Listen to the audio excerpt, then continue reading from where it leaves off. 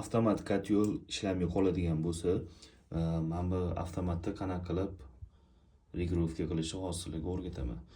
Bu Xitoy avtomati, buni italyanskisi bo'ladi, kitayskisi bo'ladi. Mana bu yerda kitayskisini yozuvi mana shunaqa bo'ladi, o'zingizlar ko'rishingiz mumkin. Xo'sh, demak, birinchi bo'lib, mana zajgalkasi bor, bitta o'shani uzib turamiz-da.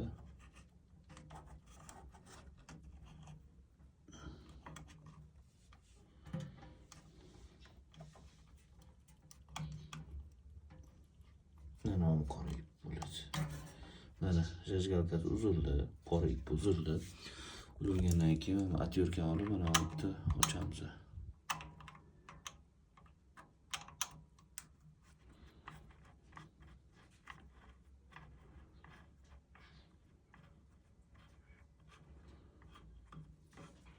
Har doim bu avtomat usti top-toza turishi kerak, yo siqir, chang, pang bo'lishi kerak emas, siqib tushishi kerak emas.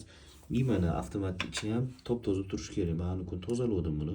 O'zi ham bunaqa bo'lib yog' bo'yotdi. Uni ham yog' ko'rayotgan bo'lsa, shundan yog' bo'yotdi.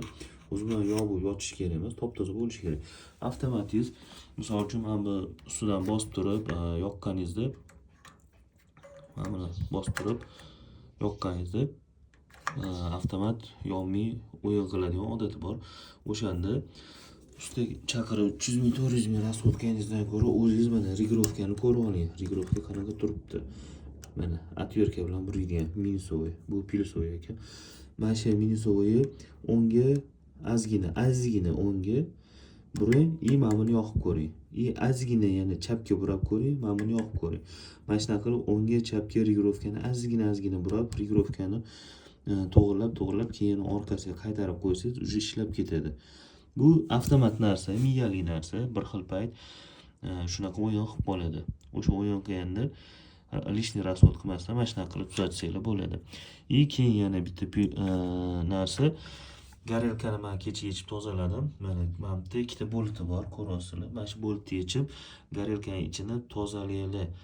Zang bosib ketgan bo'lsa, o'shanda ham gaz chiqmasdan, gaz chiqmagandan keyin avtomat ham o'sha отказ qiladi, gaz yoqib bermaydi.